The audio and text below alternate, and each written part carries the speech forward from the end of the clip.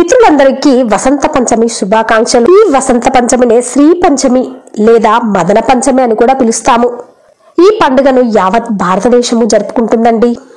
Video చూశాక మీకు నచ్చినట్లయితే ఒక లైక్ వేసుకోండి, షేర్ చేయండి, ఛానల్ని తప్పకుండా సబ్స్క్రైబ్ చేసుకోండి. శ్యామల అమ్మవారే సరస్వతి స్వరూపం. వసంత పంచమి నాడు సరస్వతి అమ్మవారి పుట్టినరోజు కనుక చదువుల తల్లి అయిన ఆ సరస్వతి పుట్టినరోజున చిన్న పిల్లలకు అక్షరాభ్యాసం చేయిస్తూ ఉంటామండి. ఈ రోజంతా మంచి సమయమే. రోజంతా అక్షరాభ్యాస కార్యక్రమాలు జరుగుతూనే ఉంటాయి. భాసర సరస్వతి అమ్మవారి దగ్గర ఇంకా ప్రతి సరస్వతి ఆలయంలో పిల్లలకు అక్షరాభ్యాసం చేయించడం వల్ల అమ్మ అనుగ్రహంతో పిల్లలు మంచి విద్యావంతులు, వినయశీలురు అవుతారని మన నమ్మకం. అంతేకాక ప్రతి ఒక్కరూ వయసుతో నిమిత్తం లేకుండా ప్రతి ఒక్కరూ వసంత పంచమి రోజు అక్షరాభ్యాసం చేయించుకోవాలి. అంటే రోజు మనం ఉపయోగించే పుస్తకము, పెన్ను, ల్యాప్టాప్, చదువుకు సంబంధించినవి అన్ని అమ్మ పాదాల వద్ద పెట్టి, అమ్మా మీ దయ మాపై కురిపించు తల్లి, నాకు జ్ఞానాన్ని ప్రసాదించు తల్లి వేడుకోవాలి. ప్రపంచంలో ఉన్న ప్రతి వ్యక్తి నిత్య విద్యార్థియే. గురువు అనుకుంటే చాలు, విద్యార్థి కంటే తక్కువ అయిపోతాము. మనమంతా అమ్మ ముందు నిత్య విద్యార్థులమేనండి. అలాగే అనుకోవాలి కూడా.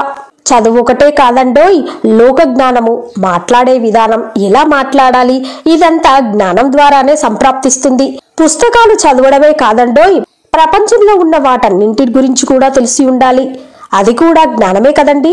జ్ఞాపక శక్తి, సద్బుద్ధి, సత్ప్రవర్తన, జ్ఞానశక్తి, చెడు స్నేహాలకు వెళ్లకుండా ఇలాంటివన్నింటి కోసము చక్కని ఏకైక మార్గం వసంత పంచమి రోజు సరస్వతి అమ్మవారి పూజ చేయడమే. లక్ష్మీదేవి కమలంలో ఉంటుంది, నీళ్లలో కదలాడుతూ ఉంటుంది. లక్ష్మీదేవి చంచల స్వభావం కలది, ఒక చోట ఉండదండి. కానీ సరస్వతి అమ్మవారు ఓ రాయిపై కూర్చొని ఉంటుంది, స్థిరంగా ఉంటుంది. జ్ఞానం అనేది కూడా స్థిరంగా ఉంటుందండి, ఎవరు దొంగిలించలేరు. లక్ష్మీదేవి కదులుతూ ఉంటుంది, ఒకసారి వదిలిపోతూ ఉంటుంది కూడా. అదండి లక్ష్మీదేవికి సరస్వతికి తేడా. సరస్వతి అనుగ్రహం ఉంటే మహామేధావులవుతారు. సరస్వతి అనుగ్రహం ఉన్న చోట లక్ష్మీదేవి కూడా ఉంటుందండి. విద్య ఉన్నవాడు ఎక్కడో చోట ఏదో ఒక పని చేసుకుంటూ డబ్బులు సంపాదించుకుంటారు కదండి. సరస్వతీదేవి ఉన్న చోట లక్ష్మీదేవి కూడా ఉంటుందనడంలో ఏమాత్రం సందేహం లేదు. ఓ ఇంటి వద్ద ముగ్గురు నిల్చున్నారటండి. ప్రేమ, ఐశ్వర్యం, విద్య అనే ముగ్గురు వ్యక్తులు. ఆ ఇంటి యజమాని బయటకి వచ్చి వారిని చూసి లోనికి రండి అని అన్నారు. ఆ ముగ్గురులో ఒకరే వస్తామన్నారు. ప్రేమ కావాలా, ధనం కావాలా, విజ్ఞానం కావాలా అని అడిగారు. అతను బాగా ఆలోచించి ప్రేమ కావాలి అన్నాడు. ప్రేమ రాగానే మిగతా ఇద్దరు కూడా లోనికొచ్చారు.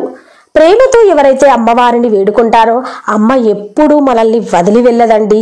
ఇక సరస్వతి అమ్మవారి పూజ చాలా సింపుల్ గా భక్తితో చేసుకునే విధానము ఎలా ఉంటుందో చూద్దామండి.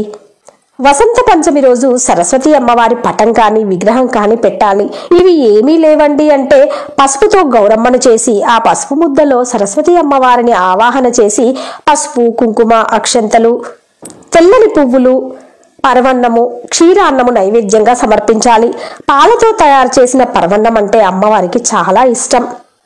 ఇంకా అమ్మకు తెల్లని కలువ పువ్వులంటే మరీ ఇష్టం.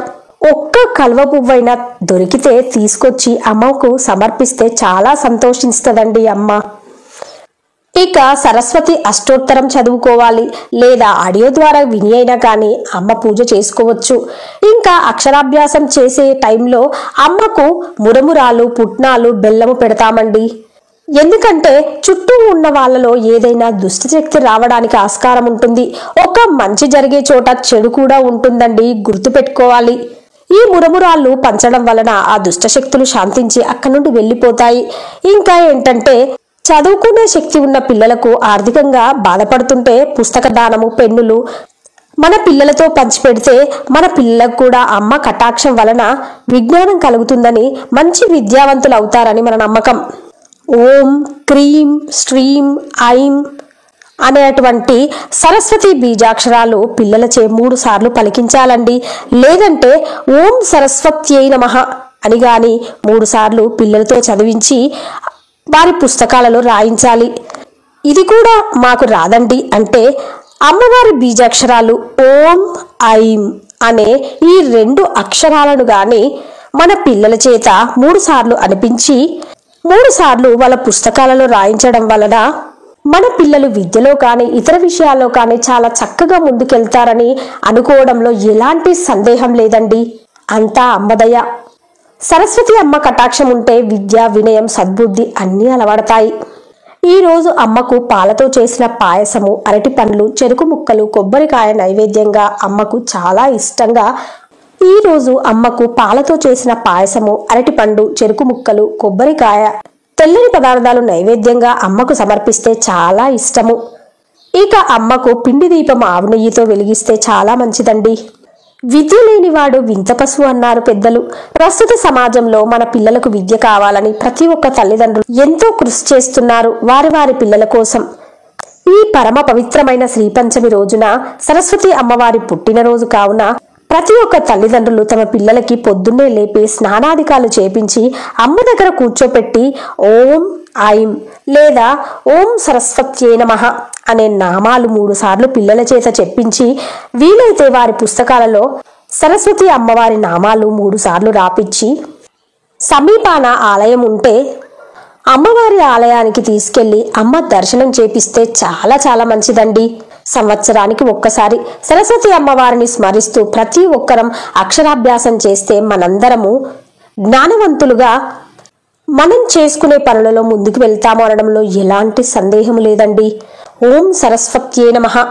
అమ్మ ఆశీస్సులు మనపై ఉండాలని మనస్ఫూర్తిగా కోరుకుంటూ ఓం సరస్వత్యే నమః. సర్వే జనా సుఖినో భవంతు, లోకా సమస్త సుఖినో భవంతు. ఓకే ఫ్రెండ్స్, మీకు కనుక ఈ వీడియో నచ్చినట్లయితే ఒక లైక్ వేసుకోండి, షేర్ చేయండి, ఛానల్ని తప్పకుండా సబ్స్క్రైబ్ చేసుకోండి. అలాగే మరవకుండా బెల్ బటన్ యాక్టివేట్ చేసుకోండి ఫ్రెండ్స్. అప్పుడే నేను చేసే ప్రతి లేటెస్ట్ వీడియో మీ మొబైల్లో నోటిఫికేషన్ రూపంలో వస్తుంది. ఉంటానండి. Thank you for watching.